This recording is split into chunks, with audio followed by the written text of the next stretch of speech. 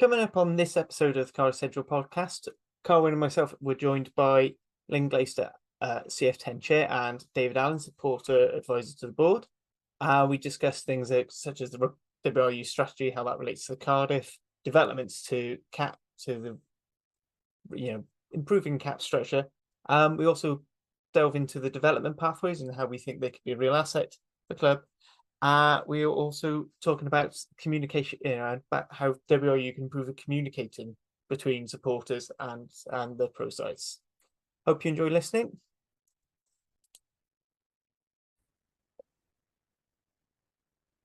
Hello and welcome to another edition of Cardiff Central Podcast. I'm Harley in the hot seat as ever. I'm joined by Carwyn this week. How are you doing, Carwyn? All good, thanks, Harley. Yourself? Yeah, all good. No, Dan this week he is on warm weather drinking training in the Canary Islands. So, But we are joined by the wonderful Lynn and David from CF10 Trust and Supporters Advisor of Cardiff Rugby Board, respectively. How are we both doing? Well, feeling very nice now. You're saying wonderful. That's lovely. No, very good. Thank you very much. Yeah, good. Happy new season. Yeah, happy new season indeed.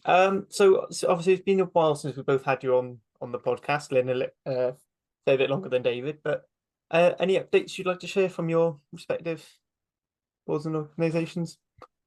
Well, I mean, we're still here, which over the last year or two we weren't absolutely sure, were we, that we were going to survive the WRU and its lack of strategy, but Cardiff Rugby's here and I think going to get stronger.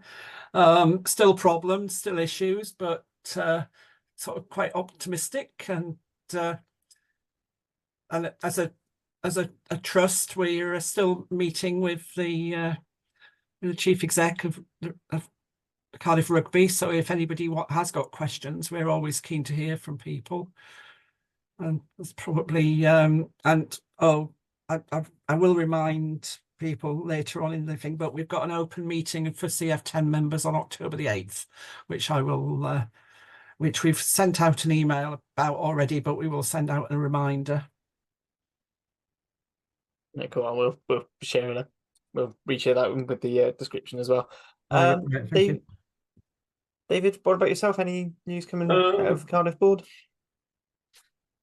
Yeah, we're kind of grappling with the big issues, as you might expect, WRU strategies and kind of things like that. So still engaged in trying to work out exactly what the future structure of Welsh rugby is going to be, I guess. So that's taking up a lot of time. Yeah, I mean, it would be good. It would be good if we knew when they were actually going to come up with the strategy and what level of strategy it's going to be, and etc., etc. So we're that leads quite nicely on. So, sorry, David, finish. No, that's okay. I was just going to say they were pretty. I think they're pretty nailed on to making a statement next month. Which is what we heard when we met with them with the joint supporters group. And there's a lot of work going on, kind of at least weekly at the moment, trying to sort of pull that together. So as far as we know, they're still looking to make a more detailed statement in October, I think. Yeah, that's good. Speaking of the joint supporters group meeting, obviously the last minutes were shared a few weeks ago. We did briefly go over the pods. Are there any points you just want to raise for listeners who maybe might not have had a look at the minutes themselves? I don't know if David wants to go first, because I was actually I was away in Australia at the time of that meeting, so I didn't actually attend the meeting myself, although I have. Yeah, it's the first one I've been to, actually. So it was a new experience to me, but it was useful. I think it was kind of unfortunate in that the day that we met was the day that they actually produced the high level strategy that you saw in June. So quite a lot of the meeting was kind of taken up with them going through that. But I think it was a fairly honest discussion about the state of the Welsh game, the state of the finances in the Welsh game. And going back to my kind of previous point, we were pushing them really on, I guess, whether they were willing and able to make difficult decisions if it came down to that, this autumn. And would there be kind of further prevarication? And they seem to be fairly clear that, yeah, there were tough decisions to be made, and they would make those decisions if necessary. So a lot of it was about that. A lot of it was about, or there was quite a detailed discussion on things like Judgment Day, which had been, only fairly recently happened then, and we gave a lot of feedback on that, and they were clear on how important they saw it as kind of a component of Welsh rugby kind of going forward. And we tried to get them to, my impression has been that those meetings are a bit kind of reactive. What I mean by that is that it's quite often it's the union feeding things back to the supporters groups, and what we were trying to do was to say to them, well, it might be nice to have a more proactive relationship. So as you're thinking about ideas and you want to test concepts out, basically the JSG could act as a sounding board for you. So we tried to sell that idea to them. But it was mainly because of the timing. It was mostly concerned with the One Wales document, which had come out that very afternoon. And I think that is the thing. I think the previous JSG was the day that there'd been an announcement of one of the assaults investigations. So there's always, seems to be every time we have one, there's always something big happening around the same time, which takes up a good 50% or more of the time, which means it's sort of less time to take up the other issues. We have chased via Barry of the Chris 16 to try to get to meet them before they put the strategy out, suggesting that they might want to actually get some supporters' reactions to it, but they're being very quiet on that at the moment. They said they would consider it. I suspect if I was a betting person, I wouldn't bet that we get to see them before it. I think they're quite happy for things to get out to sort of journalists and the like before, but I think they probably trust the journalists more than they trust a band of supporter group chairs, which may or may not be right. So this wasn't on the list of questions, but as we brought up the new strategy, what were you hoping for with this new strategy? So I know when it came out, a lot of the issues was it was a lot of word salad and very, very vague. So whichever order you'd like to say, what are you hoping this strategy is going to pinpoint to?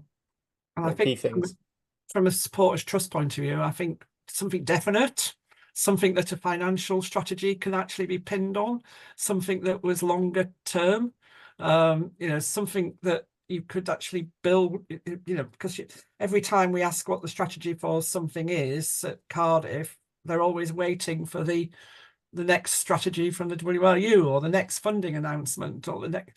And so I think the idea that there'll be something that is definite and slightly more long term, something that actually recognises that we're in the days of pro rugby, other than the not just the Welsh team and then a load of other clubs, that they have to actually recognise and support pro clubs as we look to help develop players, and not just have that happen through academies, just the academies. That we are part of that. We are part of that, but we're also an entity in our own right. So something that actually recognises that and is more of a collaborative, rather than always top down. Sort of like one that actually takes into account the needs of our club and recognises our want to have some level of independence as well. So that's a couple of things from me. I'd also like to see a strategy. I don't think it will come into this, but I'd love to see a women's rugby team based at the Arms Park as well. But I don't think we'll see that as part of this strategy. David, anything from the sort of the Cardiff board level? You know, any hopes on there? It's tricky because obviously it's like really confidential at the moment, and I'm not at liberty to sort of share much detail. Although there are some of the major points I think are in the public domain. They have been reported by various people. I suppose not from a board point of view, but from a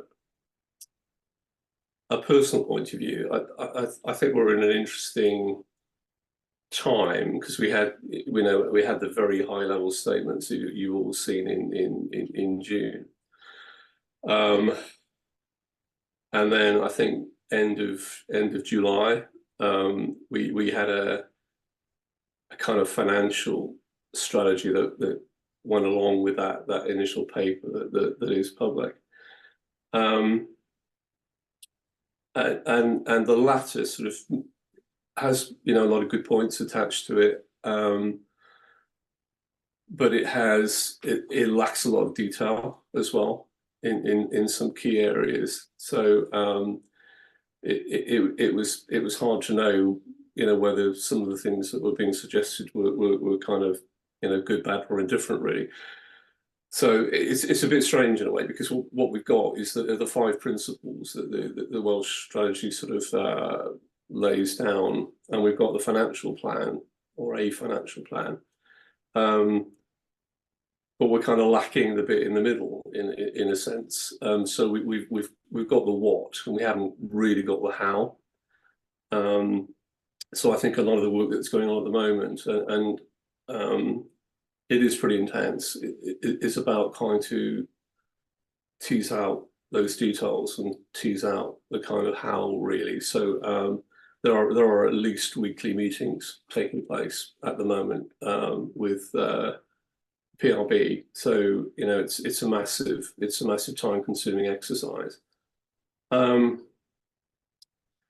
Personally, in terms of what I want to see out of the strategy, I think it's good in the sense that club rugby is properly mentioned now. So even though that document which came out in June has been criticised as being very, very high level, perhaps too high level, at least it does mention club rugby, which is is a new development. We haven't had that before with all the focus being on Team Wales. But I suppose what I'd like to see come out of it is there being at least 1, possibly 2 Welsh sides that will not just be competitive, but which will be successful in whatever competitions we're playing in. And I guess the worry is that we might just end up touching competitive, in that we might not actually sort of see the strategy really being true in terms of its desire for Welsh clubs to be successful in the competitions in which they play. I'm slightly anxious that we'll end up continuing to be eating crumbs off the table really. So for me, I'd like to see something quite radical, and which ensures that we have at least 1 or possibly 2 successful teams competing in the URC or whatever it is. But Lynn's mentioned a key point about kind of long term. I think this is not a quick fix. It's going to require years to try and get this thing right. So I think it is looking more long term certainly than anything we've had in recent years. So that's good in itself. But yeah, I think it's where I'm not privy to what's happening in these discussions. So they've probably moved on quite a bit from the documentation that I've seen. But yeah, so that's my personal aspirations, really, my personal view. That's my personal thoughts about it, rather than a board view on it. Carwyn, did you want to? Yeah, I feel like that point on the high level, I think it was described as a Christmas wish list. when it came out in June by a certain journalist, not myself, I want to be into it, but it was it's something that it would be good to see, that clarity of what is the how. I think the how was the message that was constantly being asked and displayed, and on that point about being competitive sides, I think one of the pillars is, and you see the our goals, and just looked at it now as David was talking, was consistently competitive clubs that challenge in the playoffs of their competitions. Now, that says to me that you want multiple clubs each season being in that top 8, and going far in, well, at least going for the knockout stages of Europe. So I think that's a must, to be frank. But at the moment, with the budget and all the talk about the gap, what is it, 2 million gap going into next season between us and the Irish clubs and the English clubs across the border, that's it's going to be difficult to remain competitive with that. I think the clubs have done very well, and regions have done really well to keep hold of a number of brilliant players, but we've seen a number of brilliant players leave. I think that's just the situation we are in currently, really, isn't it?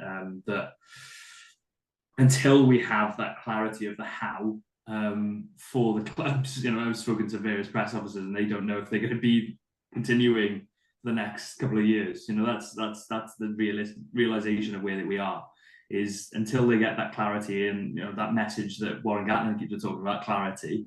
Until the regions have that clarity, the players don't have that clarity, the supporters don't have that clarity. So this I think the detail of this strategy needs to come out, obviously done correctly, but sooner rather than later. I'd hate to see this going into next year and then pushing into next summer. That's way too long then. It needs to be coming pre-Christmas, correct, but pre-Christmas.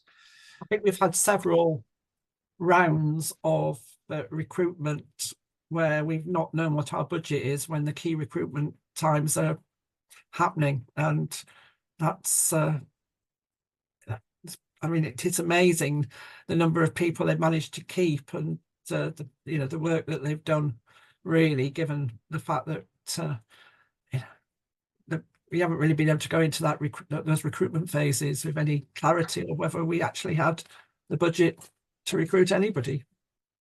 Yeah, and you're right. I mean, and the point about we can't map out our strategy until we know what the wider parameters are within which we're operating is true. I don't think I've been kind of Billy No Mates, really, in the board, because I've been sort of saying, well, actually, there are things we can do, and I think actually last time out we began to articulate what we want to see in our own strategy and what our own plan is kind of going forward. And we can't, it's true, we can't finalise that until we have the detail from the WRU.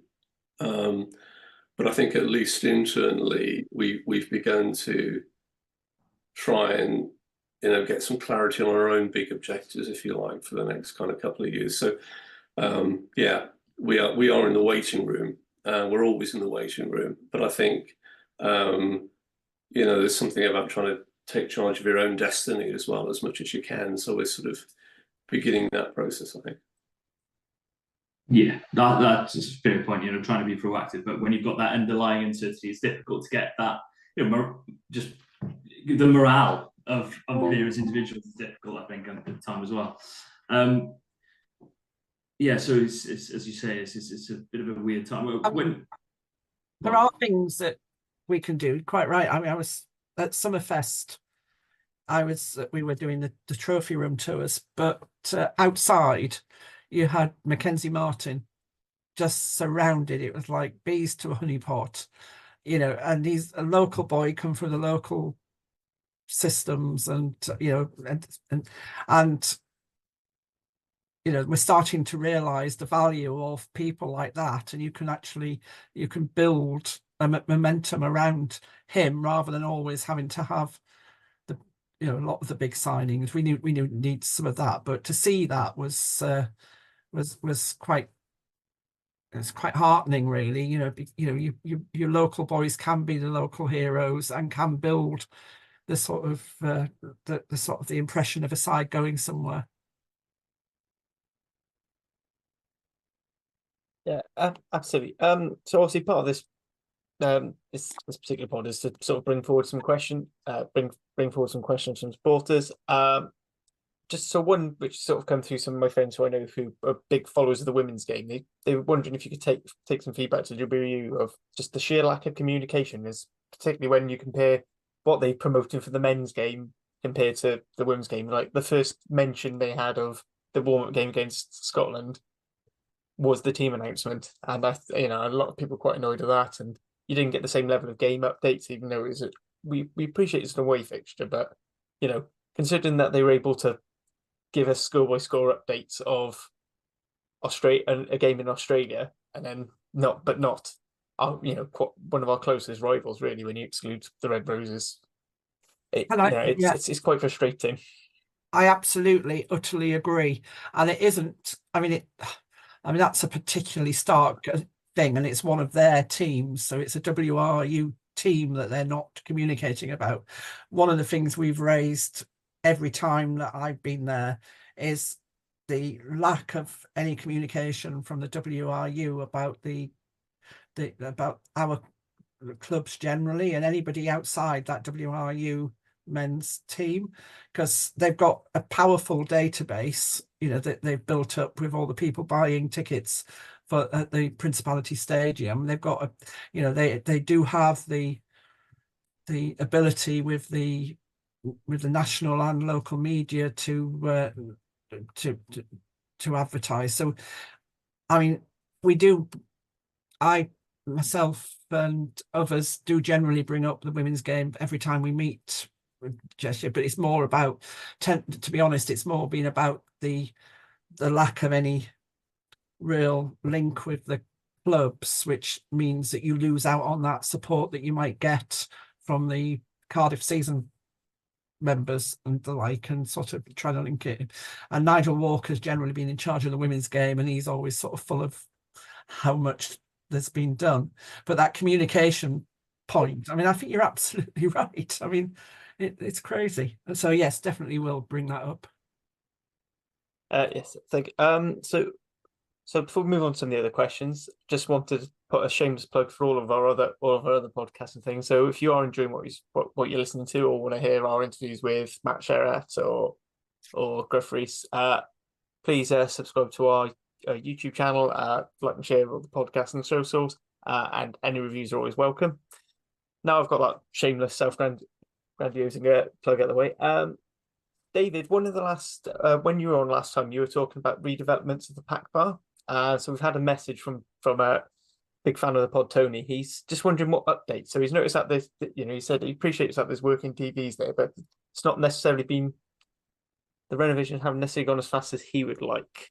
So he's just wondering if there are any updates on that. Yeah, I think it looks a lot better personally. It looks a lot more like a rugby club. Having the frame shirts from our opposing teams in the Pro 14, I think, as it was then. So it looks, I think, a lot more like a rugby club, and it's certainly been, it's been refurbished, so the floor's been replaced and things like that. Things that we haven't done include, we were going to have a timeline of the club's history going around the wall in that sort of front part of the area, which is where the supporters club normally are, and we haven't done that. And I was actually talking to Dickie about this yesterday, and we were. There's a number of reasons for it. I mean, first we're developing a new gym, as you know, on site, which is kind of making use of rooms that we're kind of renting from the WRU. So that's kind of taken up some of the capital that we were thinking about perhaps spending there. But the other problem is just there's no space. There's no space at the Arms Park. So actually, the pack bar is being used again now for some of the BTEC training. So that area, which I think probably Tony's referring to, the clinical bit. I saw his comment, saw his question. It is kind of it's having that kind of double function at the moment. So that's another reason. So. It's not to say we won't do any more stuff with it. It's just that at the moment we're spending the cash, I think, on more priority areas. But we'll continue to enhance it probably. I personally think it looks a lot better than it did last year. not just because the TVs are working. I mean, this is something I feel quite strongly about, really, because, and sort of with lobbying for work to be done, because I'm a member of the Cardiff Athletic Club, so I can go in the club bar. But most of the people I go to the rugby with aren't. So in reality, we tend to go drinking at the City Arms or somewhere like that, right? Because nobody else can come in the club bar on Cardiff rugby nights. It's fine on the RFC games, and the Pat bar was pretty awful. I think it's better than it was, but it's still not a place. It's still not quite there, is it? And I think the Bath fans on Friday night, my friend one of the friends I go to the rugby with, and she stands in the terraces, and she was in the queue for the drinks and things out in the back under the stand, and she said she felt quite ashamed about our facilities, and there wasn't really anywhere really nice for away fans to go, but it is more than just away fans. It's non Cardiff Athletic Club season members as well. So I think we'll still carry on trying to get those improvements, even though I know money is scarce, but I think it's going to be worth it. It's not just the money, it's the basic kind of structure that we're dealing with. Yeah. And that places great limitations on. So I think everyone knows those problems. Yeah. But there's a huge issue as long as we're stuck in a 50-year-old stadium. We've got those problems, I'm afraid. Yeah, absolutely. I mean, I did pop into the Jack Matthews bar after the game on Friday, and it's quite nice seeing some of the it's only looks like it's been some light touch redecorating there, but the player caricatures and the nod to Rayleigh Lowe's Samoan heritage I thought was actually really nice. Yeah. This thing, I can't remember the name of what it is, but it's just a really nice thing. It's nice seeing that it is improving, and I got my cup of tea from under the southwest terrace, so that I was thank you for that, because that is something I've been desperate for, being sort of promised back on a Friday. Going on, obviously we know that we can't have any real redevelopment until after the Euros, but I know planning is still in place. So one of the questions Dan sent for us to ask you, Lynn. So what role do you reckon CF10 can take in sort of facilitating the discussions between the athletic club and the Cardiff Rugby Board, in terms of the redevelopment and the new lease? What role can anybody take in facilitating the conversations between Cardiff Athletic Club and Cardiff Rugby? We're quite happy to take part in any conversations, but I suspect that that's actually not something that we can easily do. I mean, we are members. Most of us are board members and members of the Cardiff Athletic Club, so we go to those meetings. But it's I'd love to say yes, we'll go in and we'll have peace in our time, or we'll have sort of genuine we'd always be prepared to do what we can, but I think this one is probably, in terms of the redevelopment, I think our input would probably be more about what facilities and what things that we would like to see in it, once the sort of overall agreement's happening, the sort of what we would like to see, the sort of the facilities for supporters, away supporters. So I think whatever suggestions people have got, we'll keep feeding them into Cardiff Rugby, either via the meetings we have with Dickie or via David as part of it as he goes to his normal meeting. Sorry, that's not doesn't feel like the most positive thing to say, but I think that's the reality of it, that we probably it's probably accurate though. Yeah. So I think it's a very wise statement. I think that's right actually, because we CF10 got us a few years ago now. We did a survey then, sort of saying to people, what would you like to see, in a new ground? And that was probably about 4 or 5 years ago. So when the time is right, it's not, I don't think it's right at the moment, it would perhaps be good to repeat that. But like in a sense, like nothing's changed. You know, there have always been talks about the redevelopment for as long as I can remember. And I think there are certainly suggestions on the table at the moment, but you're absolutely right. You know, Harley, nothing will happen. We all know that until post the Euros 2028. But hopefully, you know, we want to be in a position whereby, you know, once that competition's out of the way, then stuff starts happening, so we can anticipate, hopefully, you know, more conclusive discussions before that. But I think it like every board meeting we spend a lot of time looking at issues to do with the ground and what, you know, what priorities to spend money, usually around kind of safety and things like that. So it's not sustainable, and everybody knows that. And CAC is well aware of the pivotal nature of having, you know, first-class rugby at the ground to make any future stadium kind of make sense, really. So I think it's always hugely frustrating, and I've said it many times before, but with the Elms Park, like, everybody always seems to want the same thing, but getting them to agree that thing all on a particular day at a particular time is sometimes quite difficult and quite frustrating. But we have to be optimistic, and I think we have to find a solution, because basically, you know, all the things that Lynn was mentioning, plus all the things that you don't know about, you know, about the boring stuff around the infrastructure, it can't carry on. So there has to be a solution, and then we're optimistic that we'll get one in the time frame that we're talking about. Carwyn, anything you'd write about sort of the facilities at CAP, fan engagement? See, so I'm a really awkward one on this, because I really like and I do feel terrible about this, but I think it's partly because I come at it from a slightly different angle, where, you know, I'm either in the journalist box or I'm there as a fan in the North Stand, and I'm just there standing and watching the game. I don't particularly, I don't know, I've never really got blown away by facilities anyway. I haven't been to the one probably exception could be Racing 92 Stadium, but, you know, unless we're thinking about bringing the Globetrotter money there. But, you know, there are structural improvements that can be had. There are various things, but I think you look at elements of the history that are being brought back and the emphasis on the history. I think they're really strong improvements.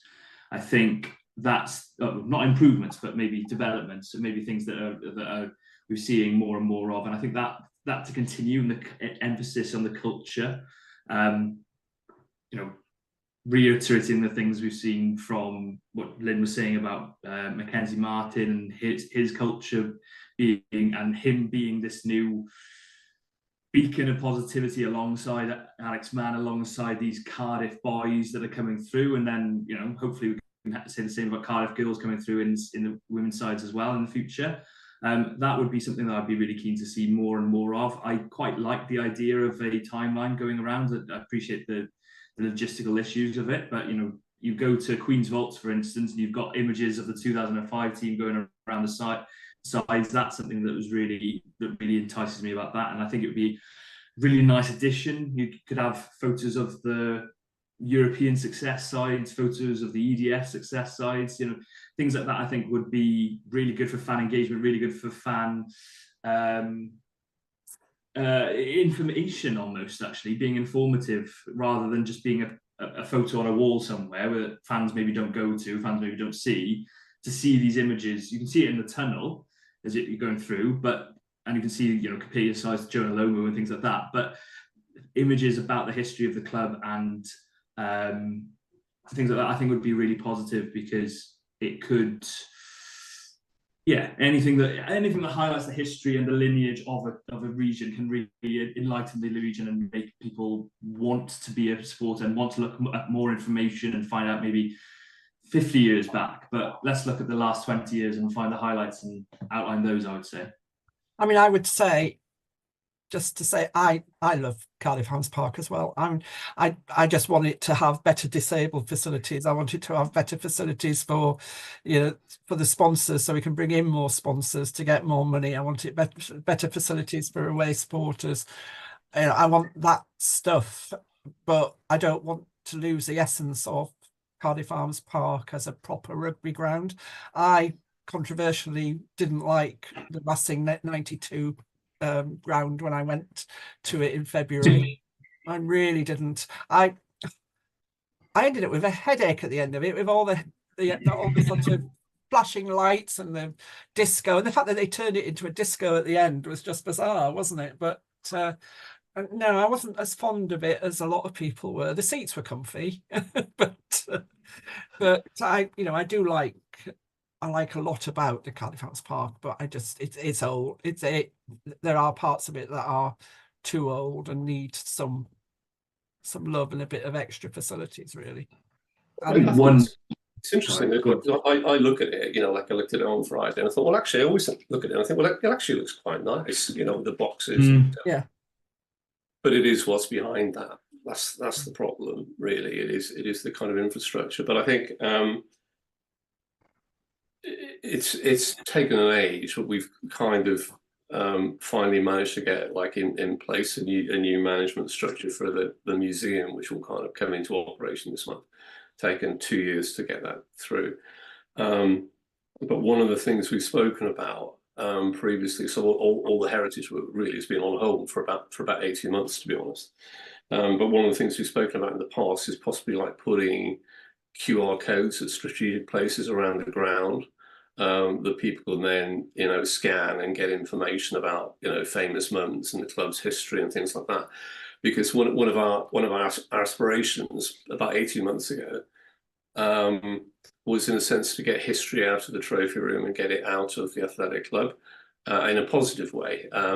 So in other words, that wasn't where it was located, but the whole ground, in essence, was a tribute to history.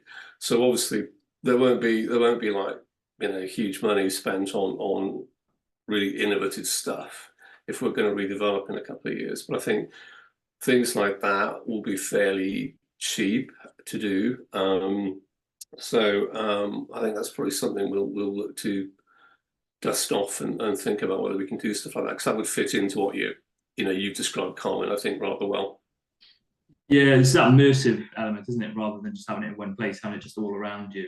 I have thought of one other improvement I'd love to see is the North Stand screen working permanently, because occasionally it does go on the blink, and rather than have 20 journalists craning their heads to see the South Stand one, it'd be nice to see the North Stand one working. I realise that's probably a weather thing. Have they improved the North Stand speakers since I used to sit there about 15 years ago? You could never hear what they were saying over the speakers either at that time. I should say that the trophy room tours we did at Summerfest, it's great to do them, but there's something a bit sad about people coming to the door of the trophy room, which are wide open on those days, and hardly daring to put their foot over the step to get into the room, because it's sort of like the secret room that for many days is closed or used as the committee room on RFC days and things like that.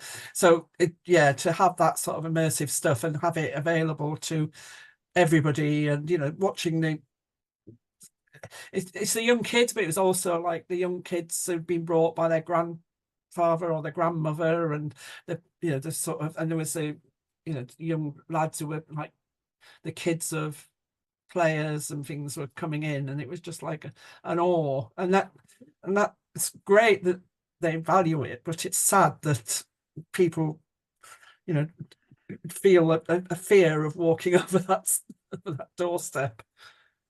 About taking it from being the club's history to everyone's history, and it's that transition. Yeah, that's important.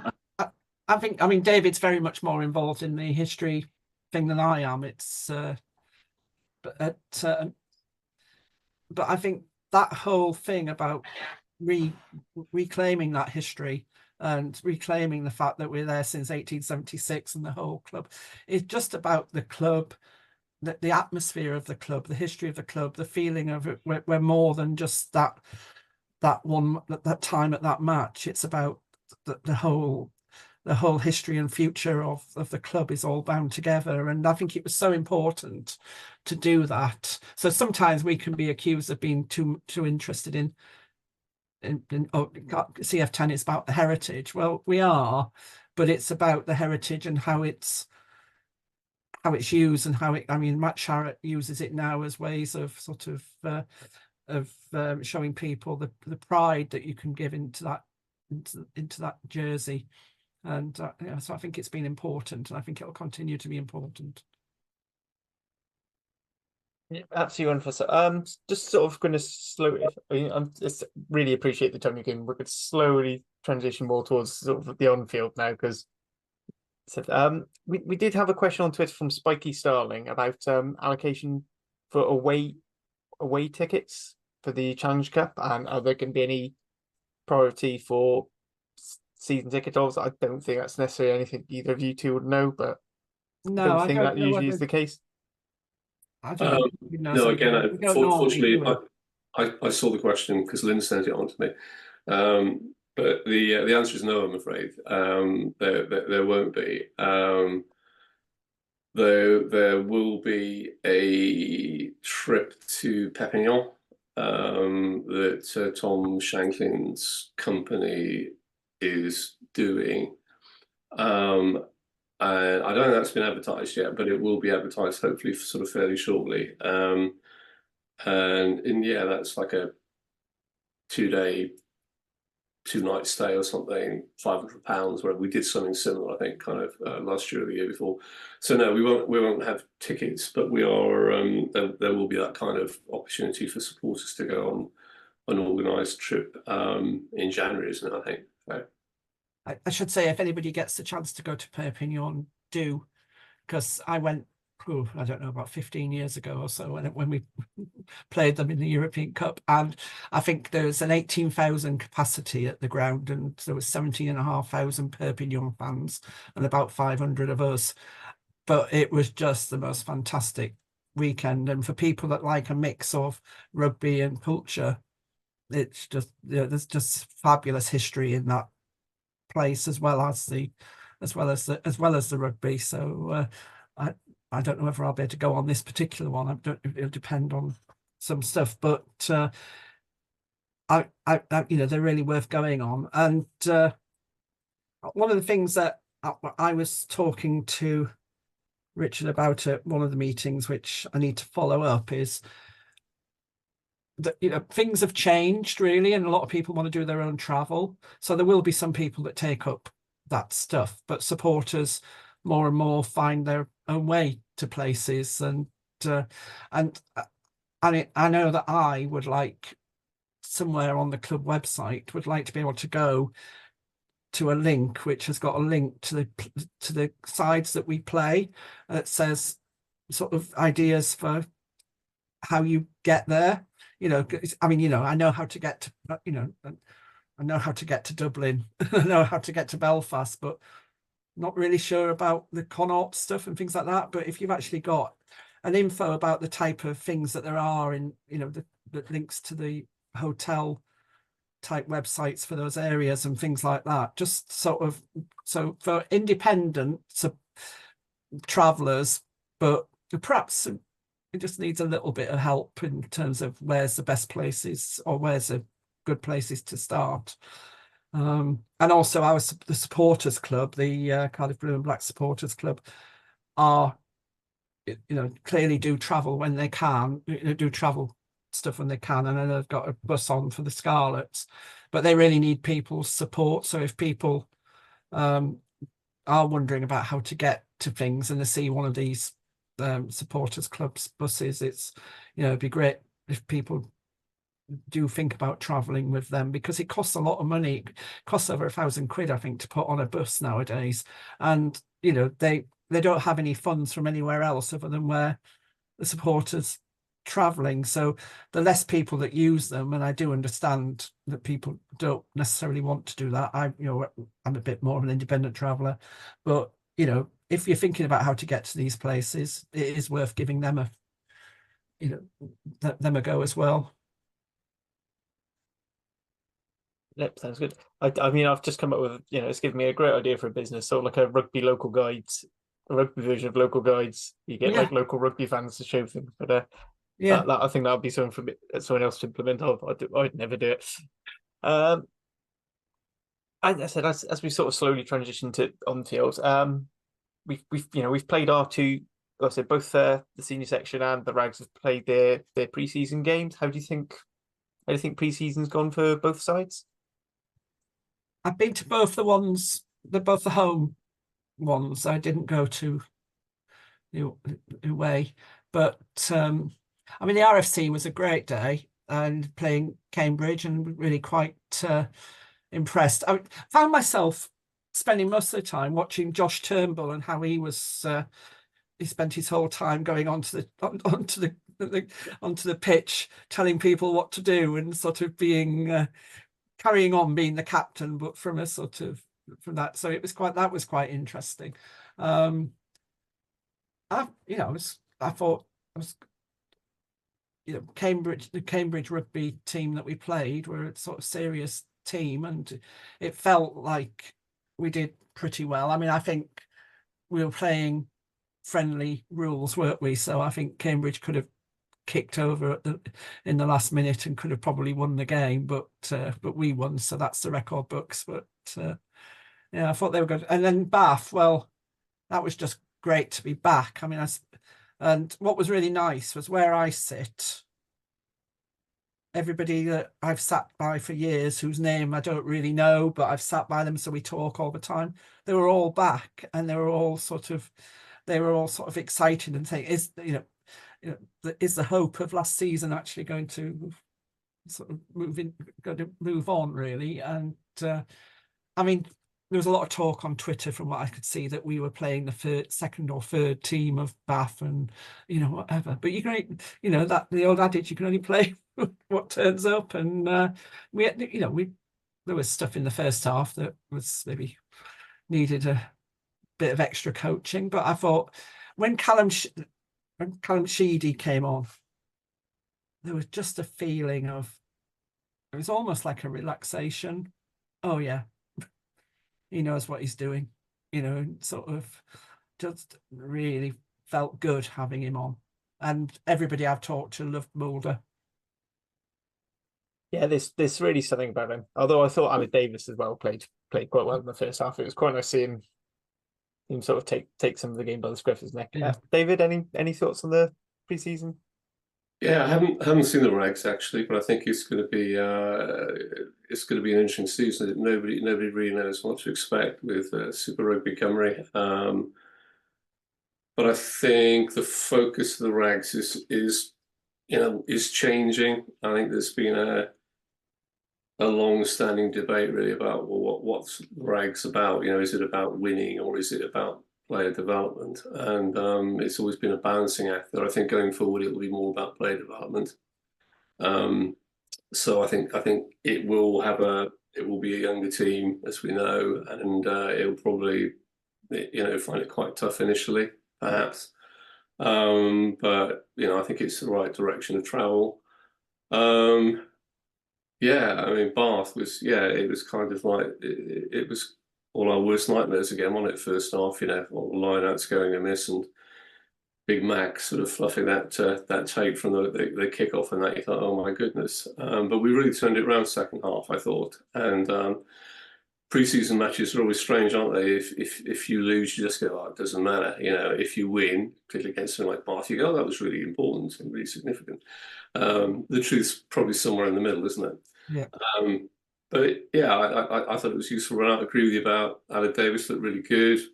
I thought when Sheedy came on, he looked like one of those players who has time to do things, and I thought that was kind of very noticeable, So overall, I think despite the kind of coughs and splutters in the first half, I thought it was very enjoyable, and the way we came back into that, I thought was really quite impressive. So you just got obviously Jockey's been talking about like continuing to do what we did successfully last year. It's a different squad.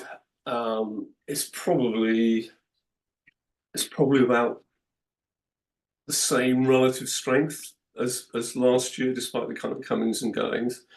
So we know we're engaged in a long-term piece of work here. It's not about instant solutions. The aim is to build a team based mostly on homegrown talent as far as we can, and that's going to take a little while to do. But you kind of, I felt it was second half. I felt it was kind of congruent with what we were doing last year, really. Except that I think kind of going forward now, when we talk about recruiting players to play the Cardiff way, I mean, what that means is they've got to be able to contribute to our driving more. Otherwise, they're not in, really. I think the thing that's worth remembering as supporters as well is that we are the only one of the professional clubs where we've got the RFC is included in our season membership, and we're the only one, and I think that's a definite advantage for supporters. So I think if people can get down and to see the RFC now and again, I think they'll be pleasantly surprised. It's a very nice atmosphere. We'd be genuinely seeing the stars of the future, or the hopeful stars of the future playing, and so I think it's going to be, that part of it could be good. Yeah, also as well with I believe all the age grade stuff is as well, so you can get to see the stars of the day after tomorrow as well, which I think quite exciting. And now I'm working up in Cardiff, I think I'll be making a bit more of that on Thursday and Friday nights. So looking forward to ahead of the season. Are you excited? Seem to have had fairly good recruitment. A lot of supporters from all the other regions have said, quite a thing. I know on Rap I've been getting a bit of drip about how Cardiff should be topping the league now with all the signs. I mean, I don't think that's I think that's just them teasing, but it's some reason to be excited. I sort of always, I like to think I'm positive. At the start of every season, you think, yeah, this is going to be the season where and it may not be, but there's still the same enjoyment about going to the games. And if they carry on with some development and carry on with the positivity and carry on looking like they're trying out on that pitch, then the supporters will go with them, won't they? And that's so I have no idea what we'll or won't win by the end of the thing, but I'd like to think that we'd win more games than last season, and that we carry on having reasons to turn up, and maybe that, because so many of the games are televised nowadays, but then hopefully more supporters will see the exciting brand of rugby we can play, and sort of start turning up in the terraces and the stands, and because it was we had some good gates at times last season, and it would be good to think we can do that again, because there is very definitely a better atmosphere when there's more people in the stands, and when the boys trying look like they're trying, which they have done for the last year now. So yeah, absolutely. And especially with considering the Ticketmaster shut down and the weather, and we still managed to get 6,200 in for a pre-season friendly. I thought that was pretty. Whether it was actually that many, although eyeballing the crowd on Friday when someone was asking me how many were there, I said about that. So I'm quite happy with my estimation there. David, anything you'd like to add? We always kind of count season ticket holders, whether they're there or not. That's what every club does, I think. So it's probably always slightly less than that. Yeah, I think. I think we are on a long-term journey. So we need to continue that journey really, and continue all the things that Matt put in place kind of last year. The squad's roughly the same, not in terms of personnel, but probably in terms of where it's at in terms of kind of winning stuff. But obviously the structure beneath it is different, considerably different in terms of the coaching side and that. Now I think that's a lot kind of stronger. So those underpinnings are what we're really sort of trying to develop really. I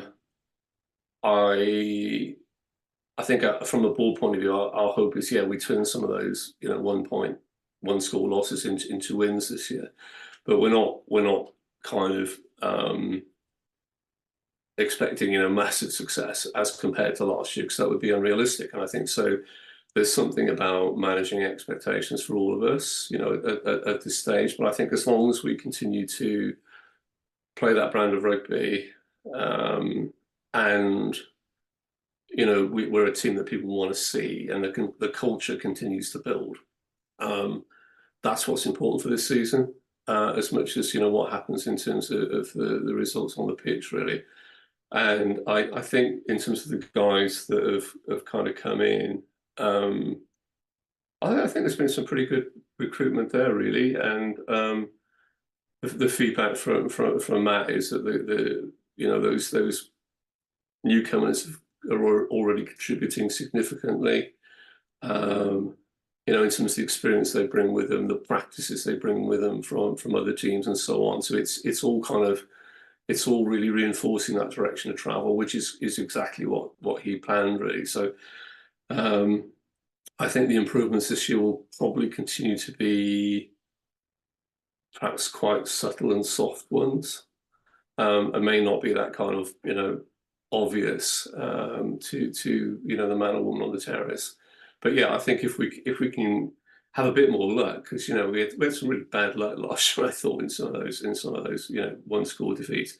So we just need a little bit more luck, really, and that on its own would I think mean that we end up with a better outcome this year. But as Lynn says, we're all optimistic at this time of year, aren't we? I think early season is quite important. We always get our fixtures kind of front loaded, don't we? So it's important. Our home fixtures front loaded. So it's important we have a good start there, I think. But yeah, I think we're kind of getting there, but it is a long-term journey. And we can't underestimate how bad it was last season, really. You have to see that story that was written about Liam Belcher, about his about his contract, and that all that stuff around the players, and it couldn't have been much worse. And I mean, Geffen Jenkins was only working part-time as a coach, and he's now full-time. So there are things that are better than last year, which hopefully will add together to show those improvements. Yeah, I just something on what David said there. I almost think maybe not quite, but bar one position, I think when we went through the squad, I was quite said we could do with a bit more strength and depth there. I think we've got good strength and depth. I think scrum halves is probably the most obvious one. Yes, you lose a star player in Thomas Williams, and I'm not understating that at all. But you bring in Aled, you bring in Mulder, and you've got Bevan, who's gone from strength to strength. I think that's a stronger three than if you'd have named the three that were starting the season last three, as in terms of strength and depth and that pecking order. And I think you've had another season of Evan Lloyd developing. So the hooker position strengthened. Yes, you've lost Reece Carey, but Ed Burns come in, Southworth to come in. I think the strength and depth there is good. I think what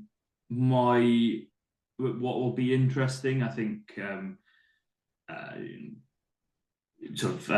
Matt Sherritt alluded to it after the game on the weekend, was that what's going to happen if a couple of these players go off with Wales? Who's going to step in? 12 jersey, who's stepping in for Ben if Ben goes? I think it's pretty much there's going to be Rory Jennings now. That's what it's been outlined, that it's that or maybe even Beetham, that continuation of a playmaking 12.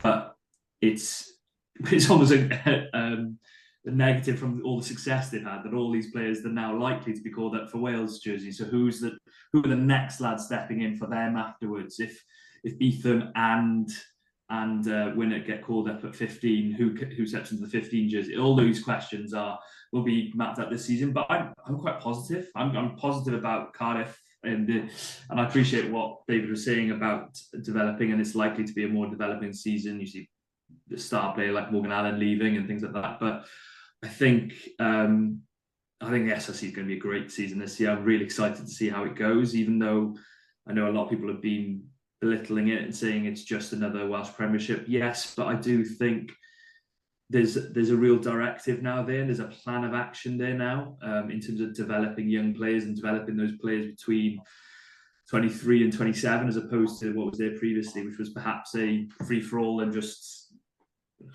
certain clubs, naming no names, just spend money here, there and everywhere, whereas salary cap and a bit more of a general spread around the clubs should be a good positive thing. Outside of Cardiff, looking at Bridgend have really invested heavily in players. They're now likely to get players, so they should improve. I think it should improve the general quality of the league. So yeah, I'm excited for starters. They genuinely am. I haven't been excited for the Welsh Premiership in that way in a long time, to be honest.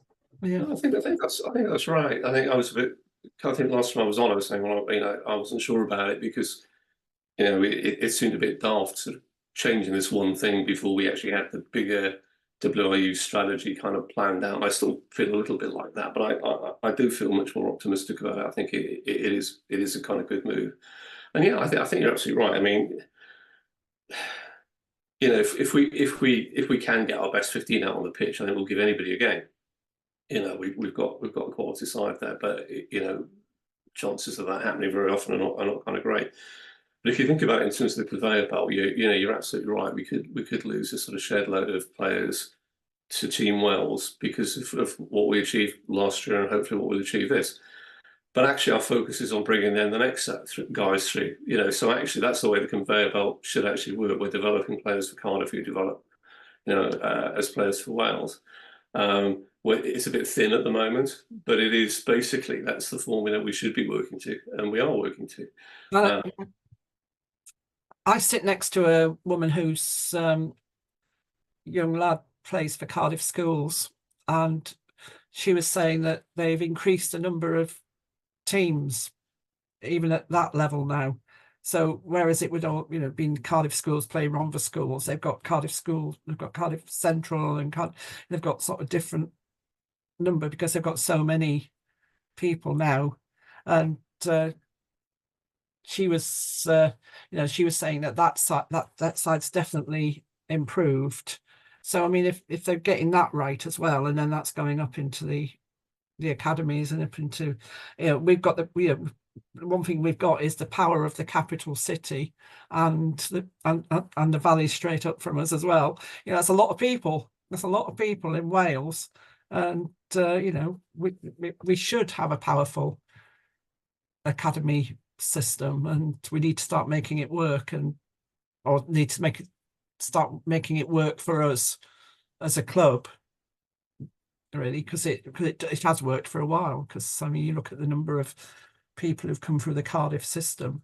I mean, Callum Sheedy, he's back, isn't he? He was part of the Cardiff system. So let's use the power of the capital city. I think it has worked. Clearly, if you look at the players who've come through, it has worked, and I think it can work better. So I think again, like one of Matt's views, it's in terms of our catchment area, it's one of the greatest in Britain.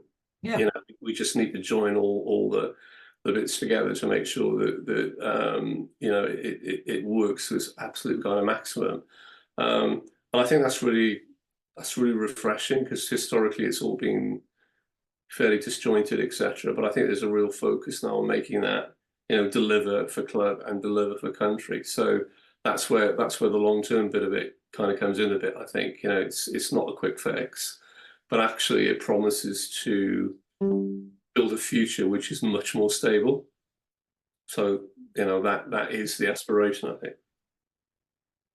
Yeah, absolutely. I think with likes of Kavik being invited to do an international schools competition down in South Africa, I think it was a bit of a wake-up call for them. Basically, going up against some of the team, some of the best of the South African schoolboys rugby, where they take, for them, I think it's fair to say that for South Africans, school rugby is their version of college football, which is almost as it is that step below the Currie Cup. But I mean, whenever people talk about Wales copying the Irish system, obviously it will never work entirely, financial and economic systems. But us copying Leinster and using our school system, all right, yes, we haven't got the fancy private schools, but we do have a lot of very good schools, and the likes of Di taking over as head of direct rugby at Havoc. Richie Reese has gone for Monmouth. So I know Monmouth is more of the Gwent area, but still, we've got all this talent sort of trickling down. Actually, why not make the most of all this sort of thing? I think I'm not sure if you said it in your podcast actually, or it was at the last board meeting. I think it was the last board meeting, but I think Matt was sort of saying really, it's kind of almost like second to Leinster in terms of its potential. The area that we're kind of working to. So that's very much a focus going forward, is to make sure that that machinery, that conveyor belt, works as well as it can. And I think historically that hasn't been the case. A few years ago, we actually did a submission to the Cardiff Council as part of their economic development strategy about the importance of Cardiff Rugby as to the economic development strategy of Cardiff. So it's important for Cardiff Rugby that we are part of the capital city, but it's important for the capital city that we've got Cardiff Rugby as well. So I think we've got an advantage that many haven't. Carwyn? Yeah, I completely agree. Just a quick word on Richie Rees, just simply because I interviewed him recently, and that isn't a plug, strictly isn't a plug. But I would say it could be quite exciting what he's doing there at Monmouth and what they're trying to grow there. I'm hoping, he's talking about it, trying to compete with the likes of the schools across the border, the likes of Clifton. The investment that's gone in there, the new Eddie Butler Centre, things like that. That it's going to be a very positive environment going forward, and hopefully long may it continue, because I think that's an area which Wales have neglect is probably the wrong word, but not utilised to the best extent is those private school systems. And it's almost been, people turn their nose up at the opportunities available there, but they could be really positive going forward in the long term. Alongside Glantaf, had to get it in. Yeah, I mean, you only have to see, the Hartburys and the likes, and the fact that they've taken people and converted them into England players. I mean, that's with the women as well. So to know how important it is to have places like Monmouth. We do need, we need the Monmouths and the like, but we also need your Glantafs and your Whitchurches and. No, just Glantaf, which is rubbish. It's interesting, isn't it? Because I think the general view, this is a Welsh Rugby Union view, really, is that we clearly can't. It's obvious we can't replicate the educational opportunities that people are getting elsewhere. But things like Monmouth are really interesting. So it'll be fascinating to see how that kind of shapes up. But I mean, I think from a Cardiff perspective in particular, the aim is to try and make sure that where the irresistible place to come back to once people have been through that sort of system. So it's fine to go away, broaden your horizons, get your education and all the rest of it. And there's no way we'll be able to sort of certainly magic up places in Wales that will compete with that. But it's important to be the place that people want to come back to. That's what we're aiming for, is to be in that position, really. Yeah, I mean, Cardiff universities and the like have got a very high stop-on rate from people who come here from elsewhere, but we need the Cardiff comeback rate to increase as well. Yeah, absolutely. I mean, yeah, but I don't know how many of the other sides in there, I mean, not in Wales, but certainly how many sides in sort of our league have 3 universities on doorstep, 2 of which are renowned for sport. So the more we can make use of these things, the better. Carwyn, anything else you'd like to ask our guests? Nothing jumps to mind, I must admit. David and Lynn, any final statements you'd like to post before we wrap up? I think I'd like to just put a plug in for CF10. Supporters Trust. It costs you £1 for life to be a shareholder of CF10. We're not in the sense of traditional supporters club. We don't run buses and things like that, but we do try to make a lot of noise at the places where we can. So at Cardiff Rugby and with the WRU. So please, we're always looking for people to come and join us and to tell us what they think as well. So please do get involved. If you're already a member, 8th of October, we have our open board meeting, just a chance for people to feel that they're welcome. I mean, any member's always welcome to come along, but just come and give us some feedback and ask us some questions or tell us some things. We always love to hear from people. Absolutely, David. Well, just thanks for having us on again. It's been good fun, good to chat. Yeah, I mean, you know, if people want to get stuff to me, they can do it through CF10, but also have an email address through Cardiff Rugby that people can reach me through. So, you know, I'm happy to receive direct stuff from fans. So, you know, you don't feel obliged. You have to go through any of the groups, really. But yeah, no, thanks for having us on, and we'll see you again in the future, I hope. Yeah, it's been lovely. Thank you so much, guys. And I should say that, you know, I hope your viewer listenership is increasing, because so many people are saying so many positive things, and the fact that you're getting people like Matt Sharrett and Richard Holland and you know, even Mike, the communications officer from behind the scenes, that, you know, is all good stuff. So thank you for doing that stuff. Yeah, absolutely. And thank you for putting a link to us on the latest CF10 newsletter as well. That was, you know, very welcome, very helpful. You know, yes, thank you for taking your time out this evening. It's been a pleasure. All that's left is, I think, as well done, is say thank you once again, Lynn, David, and Carwyn, and we will be back next week where we are going to preview the Zebra game. So that's all from us. Good night. Thank you very much. Bye. Bye.